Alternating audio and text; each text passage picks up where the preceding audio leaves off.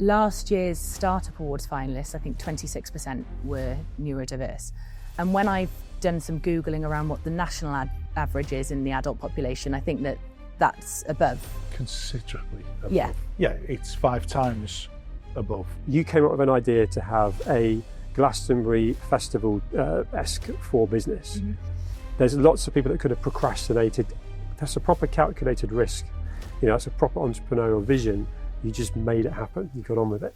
That's something that probably aligns us all, right? Have an idea, we're doing it. Yeah. Do you agree? Let's talk for a second then about entrepreneurship as you see it, and the link to ADHD. Why is there a link to ADHD from your perspective? Naturally, entrepreneurs are the round pegs fitting in square holes. People that are like, well, I need to plan for this, need to have a meeting about this, need to bring in other people. And dare I say, that's where the momentum's lost, where the idea doesn't happen, whereas you just go, I'm having it. Yeah. If this was a science experiment, I think we've proven that there is a correlation between entrepreneurial spirit and neurodiversity, particularly ADHD. Fran James, Bill? great British entrepreneur. Well, I'm not sure about me, but... Well, it's your gig, it's your bag.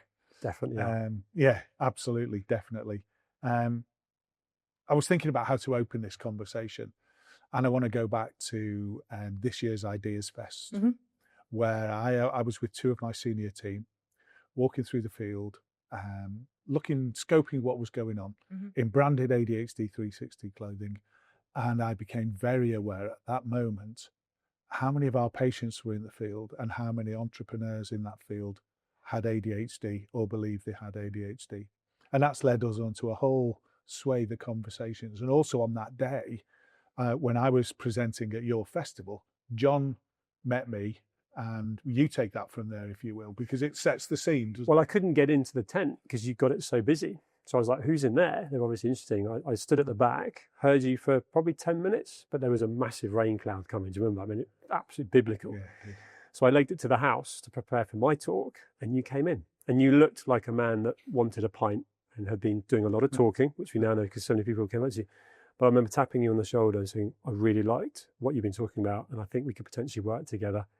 And that's been awesome to be sitting here with evidence culminated, and it's also massive testament to you creating an environment and the opportunity for people to meet and connect, which of course is Ideas Fest, Great British Entrepreneurs Awards, so many things you do, right? Yeah, absolutely. I feel like I'm in a very privileged position with the people that work allows me to get to spend time with and to meet, and you 2 are definitely included in that. So thanks for having me. Really, that's kind. That's a pleasure.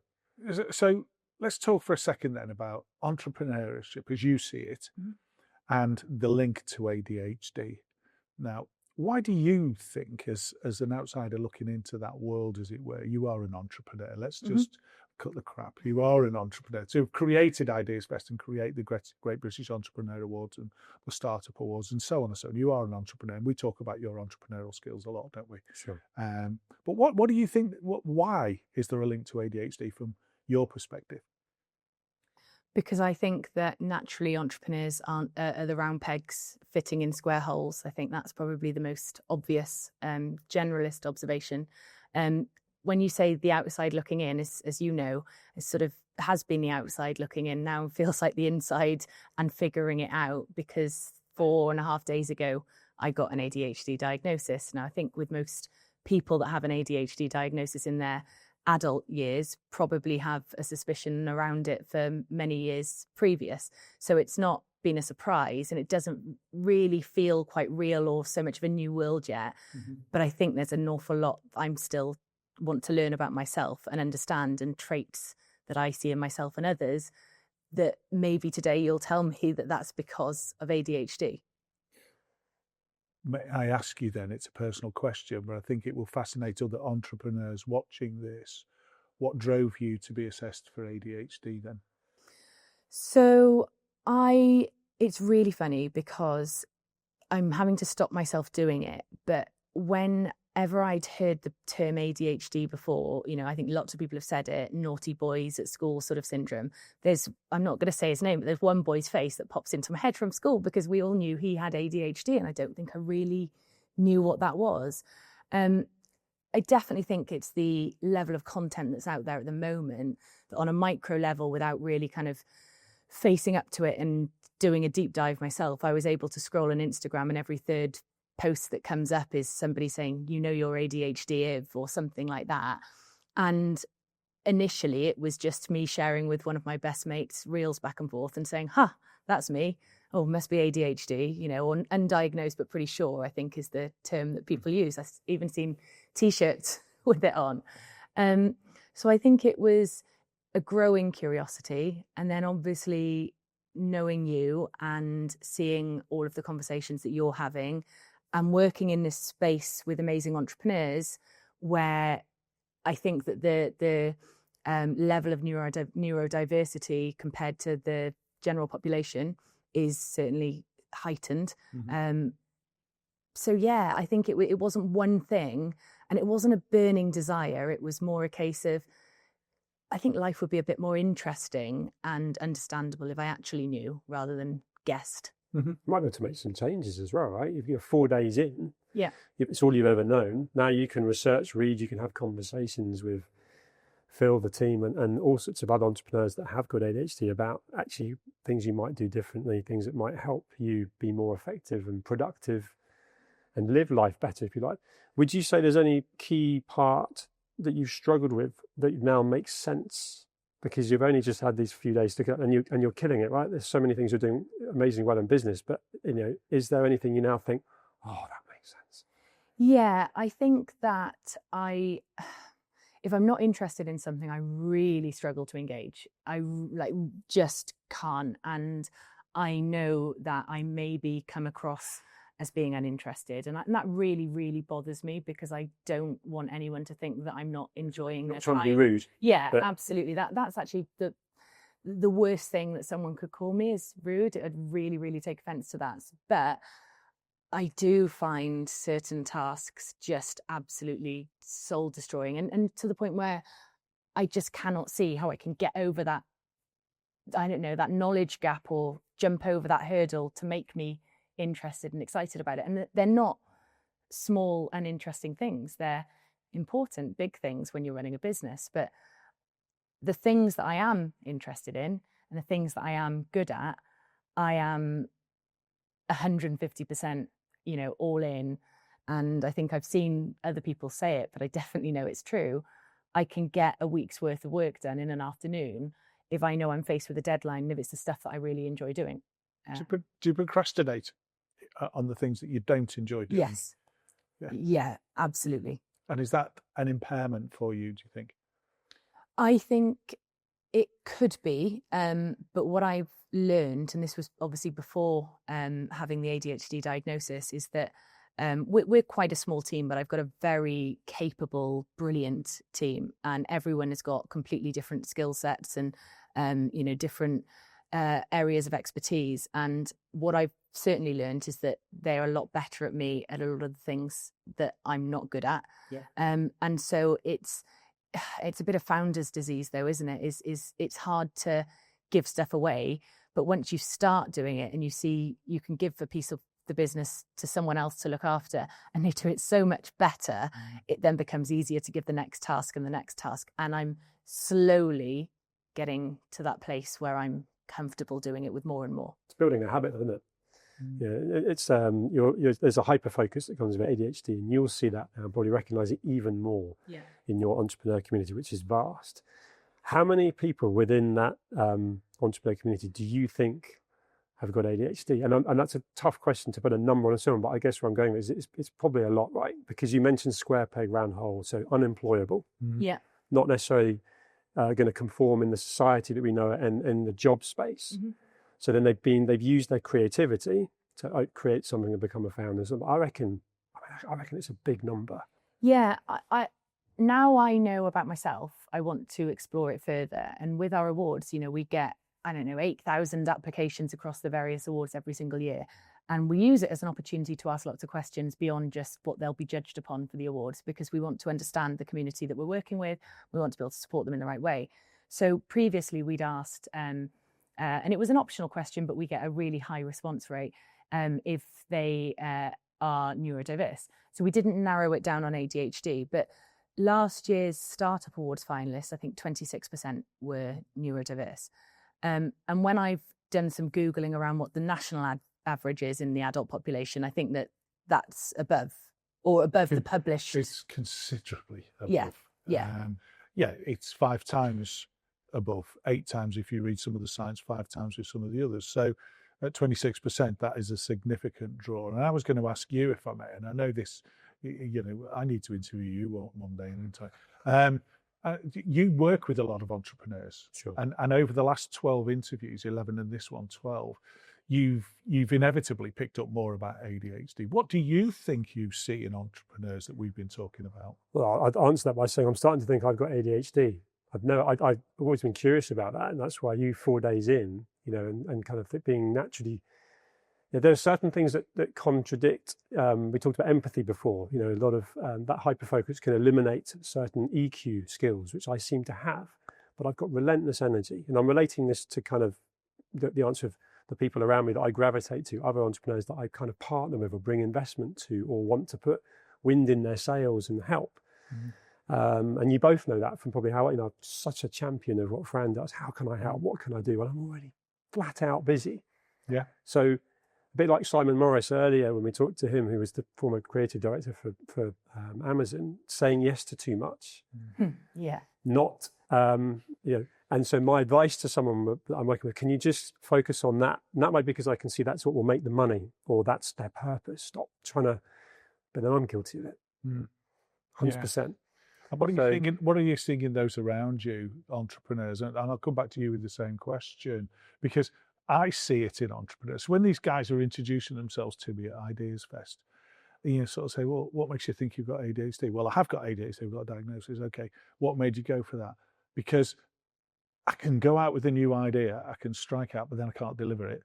I've got the idea, but I need a team of people to help me get it over the line. And I've got the ability to see things differently, but I can't see enough of what I need to see to actually get me to the point where I can make the most of that. And it was genuinely 22 years of working in this. It was only at Ideas Fest I thought, wow, that correlation is significant. Mm-hmm. It really is. And I think your 26% is underplaying it. I think people didn't answer the question properly, if I'm honest. I think it'll be higher. And if we rerun, I think we'll do it this year. Yeah, we're going to work together. Is that something we can do? Yeah. I mean, who would not want to contribute to that? And then that's a pool of incredibly creative, valuable people to the economy. Mm-hmm. And an amazing tribe of people. And actually, if you could put a number on that, we've said 26%, you think it's higher. Imagine where that lands back to this conversation. And working together, we're looking to reward neurodiversity and entrepreneurial this year. And we're specifically bringing a category of award in for the neurodiverse who are entrepreneurs. And I think because their challenge, their struggle, their achievement, whatever, it will be slightly different. So we're going to reward that. And that leads to looking at the advantages and positives you have from having ADHD, but also then propping up the negatives. So my admin is terrible, right? So everything I'm trailblazing and doing, in the background, I'm probably not sorting out all sorts of, paperwork and I'm pretty good on emails and so on, a spreadsheet, countless times. It might even be someone I'm working with in the entrepreneurial space. And could we run a spreadsheet to manage this? And I'm like, I feel part of me going, oh. So if you bring in something that rewards these neurodiverse entrepreneurs, you could also bring in support networks to actually help them, because you're actually identifying their weaknesses that they may not even realize. And then they can spend the time, like Fran was saying, I'm actually now realizing I'm better not spending time on stuff that I'm not good at. You now spend your time on the things you absolutely fly with. Yeah. You've just hit on something that we've never discussed. So this is live, genuinely live in the moment here. We were about to go live in a week or two with announcing this award category. This is live. Does that give you time to line up, say, 6 hours of coaching for the entrepreneur who's got ADHD with a team of people as part of the prize, with a team of people that can help you understand ADHD and entrepreneurial activity? Yeah. And if you could help me line those ducks up to be part of that award. My whole mission alignment with all of you, championing what Fran's doing, bringing entrepreneurs together in community. The amount of messages I get back to the admin, right? The amount of messages I get from people that really could be amazing. I can't get to them. Yeah. I can't get back to them because I'm busy. that want to be part of that community, if you could provide that information, so that mentoring could extend to something that became more of a workbook, more of a Well, yeah, that's what, you know what I mean. And when we were talking with Christine earlier about entrepreneurs and ADHD, maybe an output of all of this would be a book for entrepreneurs with ADHD. Because sharing's the key. That was right? the idea I had as soon as I came in and started talking to you. I thought there's something Let's there. structure a book. Yeah. 3 authors, getting bits and people for Well, you could get contributions. You could get contributions from these so many people. You know, you were at Ideas Fest with Alex Partridge. Yeah. You know, instantly, why would he not want to contribute to that? And without naming all sorts of other people. Let's not put them on the spot in a TV program, but yeah. The point is, you've got that relationship. Absolutely. Both of you've got that relationship. I have as well, right? So that's just naming one person. The point is, that 3 authors, but with contributions from so many sources. Oh, that's powerful. Let's do that and launch it. Well, you heard it here, right? And let's launch it at the GBEA next year. Yeah, or Ideas Fest. Because September. Yeah. Yes, I mean, even if it's just really introducing contributors. And see, that maybe this is an ADHD There you thing. go, you're off now. Let's do it. I'll have written the foreword by the time I see you next. Yeah, it'll be done. That's something we talked about off camera, is that whole relentlessness. So ideas, like you came up with an idea to have a Glastonbury Festival-esque for business. Mm-hmm. There's lots of people that could have procrastinated. That's a proper calculated risk. You know, it's a proper entrepreneurial vision. You just made it happen. You got on with it. That's something that probably aligns us all, right? Have an idea, we're doing it. Yeah. Do you agree? Yeah, absolutely. I think when I have an idea, I'm hell bent on it. Therefore, I just bought Alex Partridge's book, and literally, I think I bought it on the Friday. I got diagnosed, and thanks to Amazon, it was at the door on the Saturday. Well, that suits your ADHD, doesn't it? Absolutely. But I think he mentioned something in there that just made me laugh out loud, and it was that he's got a graveyard of domains. Yes, which we all the midnight moment. Absolutely. Yeah, there's so many. And I found another GoDaddy account the other day, and one of my colleagues just laughed because I opened it up and there were sort of 30 domains sat there, and I'd even forgotten I had that account. But there are one day I'll do something with them, but it felt so urgent at the time that I had to make sure that I'd bought that. So you acted on it. Property. You acted on it. I think this is the thing, whereas, dare I say, it might be an ADHD trait, but there is an element of people that are like, well, I need to plan for this, I need to have a meeting about this, I need to bring in other people. And dare I say, that's where the momentum's lost, where the idea doesn't happen, whereas you just go, I'm having it. Yeah, absolutely. So let's change the optics for a bit then. Mm-hmm.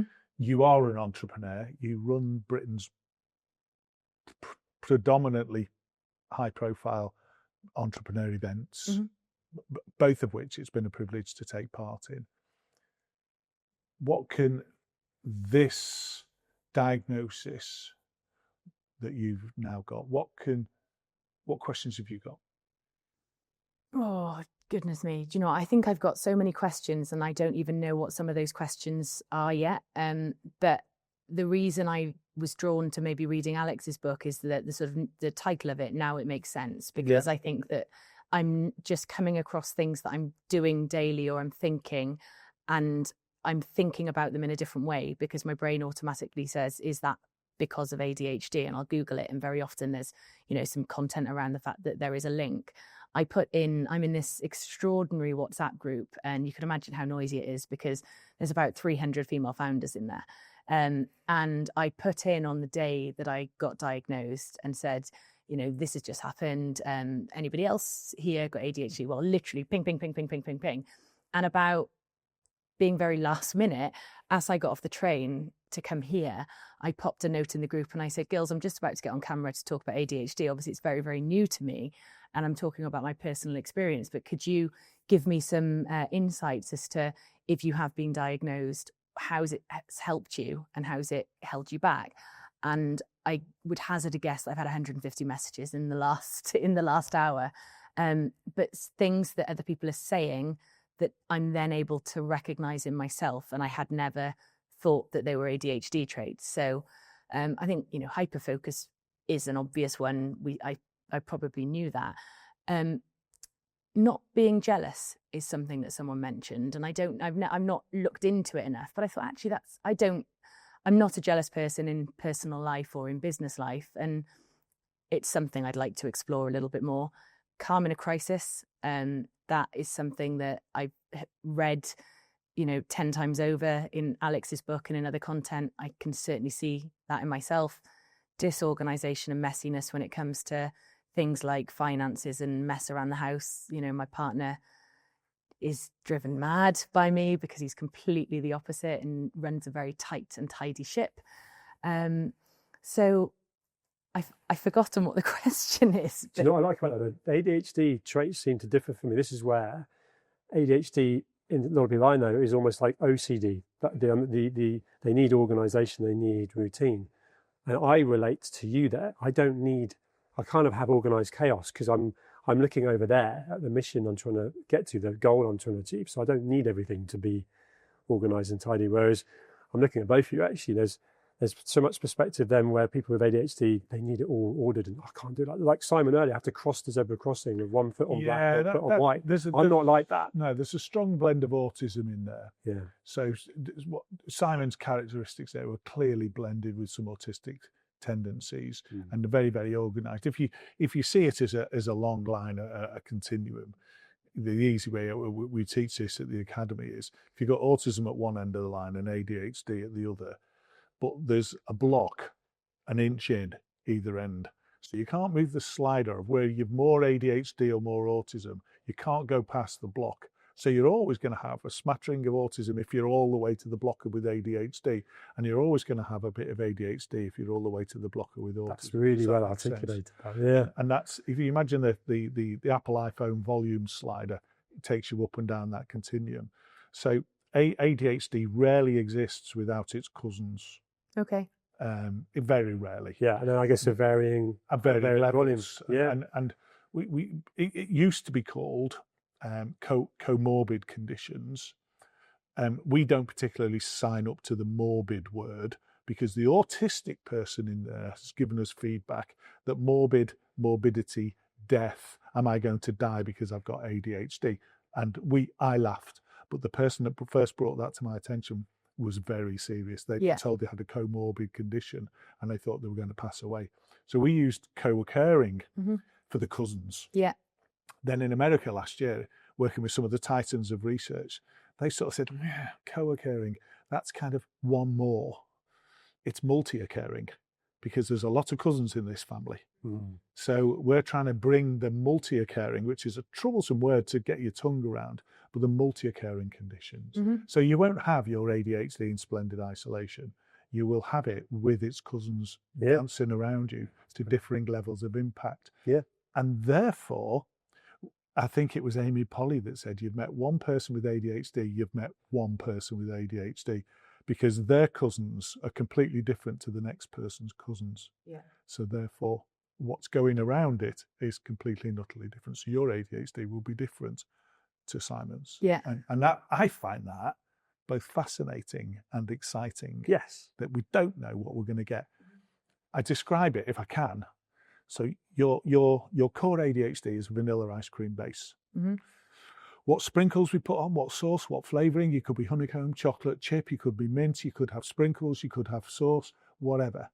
But it's all got the vanilla base. That's an ice cream. So your ADHD is a vanilla ice cream. Beyond that, and looking it's at you personal. now, you are sprinkled, aren't you? I like to blend in, Phil. Yeah, that camouflage that you've got on today. No, but I find that's a good way for people to get their head around this multi-occurring. I've never heard you say that before. Is the ice cream base. And Amy Polly, you won't be surprised, is in my WhatsApp group of extraordinary women. Oh, brilliant. So it's extraordinary. I'd love to open that up. And I've spoken to Amy before about you. Actually, that 300 strong female founder WhatsApp group that you've got, there is something I've unearthed from talking to a number of people, including Amy, where the lack of role models in business, in entrepreneurship in particular, has stopped a lot of girls following entrepreneurship. One, I want to know where your entrepreneurship came from, whether you were around any role models, your mother, anyone in the family, or anyone you saw being an entrepreneur, where that came from, and whether you are seeing any common denominators of why girls are not coming through, because less than 2% of VC funding goes to female founders. Is that because the system's broken, or is that because not enough are coming through?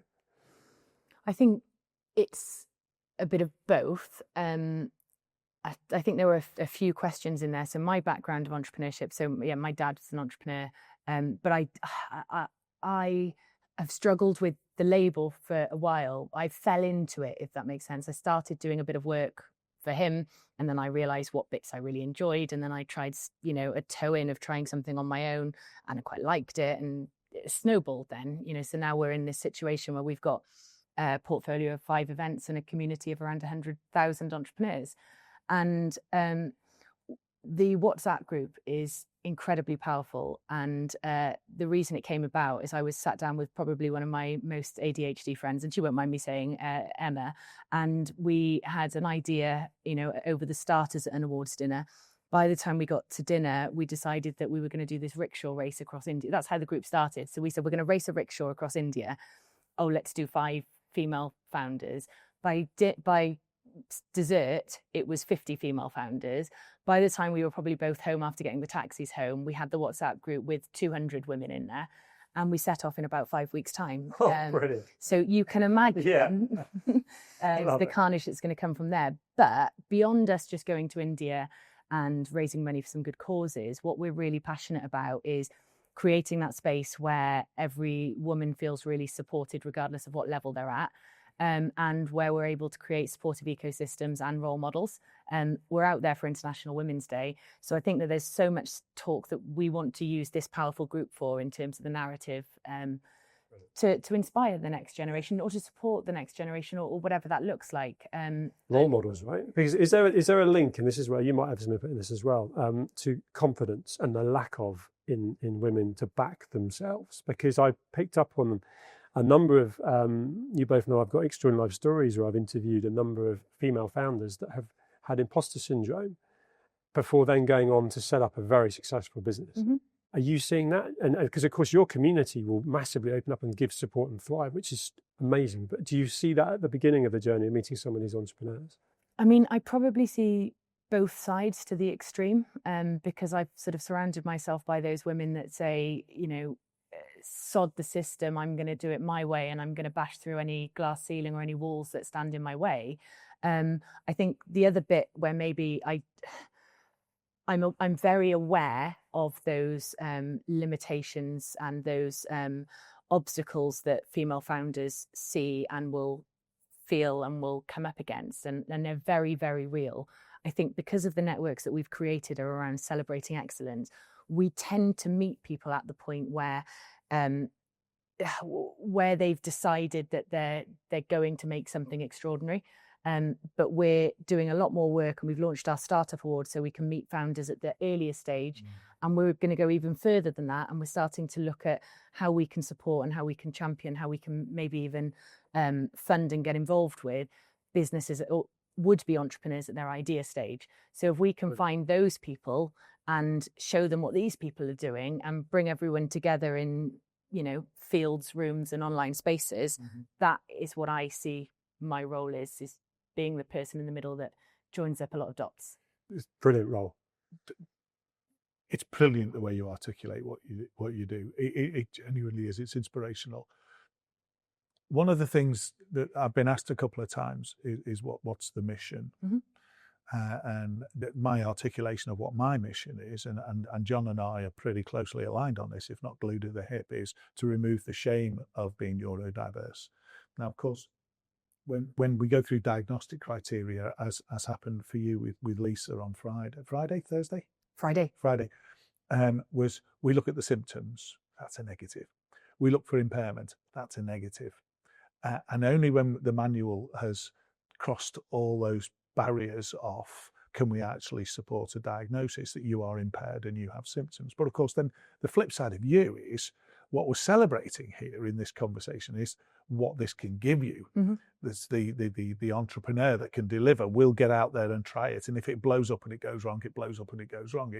We've tried it, we've had a go. That's what you're surrounded by. So you're in a very different space to a lot of people with ADHD. No matter what demons you're battling within yourself, you're in that space. How do you think the Entrepreneurial Award can help us with that mission of removing the shame? Oh, wow. Well, I think creating diverse role models is sort of what I see my mission as, whether that's any type of founder from any part of the UK with any neurodiversity or not, any ethnic background, any gender. So I think that naturally, if we can shine a spotlight on people that are doing incredible things, we are going to make a difference for those next people coming up through the ranks, the next generation of entrepreneurs. You can't be what you can't see. So, there's been loads of talk around elevating female entrepreneurs, and there's an incredible initiative called By Women Built, which plays upon the research, and I'm going to get it wrong, but it's something like 80% of 13 to 15-year-olds can't name a single female entrepreneur, and they're changing it in a very, very simple but powerful way, which is by showcasing products, because you can touch them, you can feel them, you can see them on the shelf, that are made by women.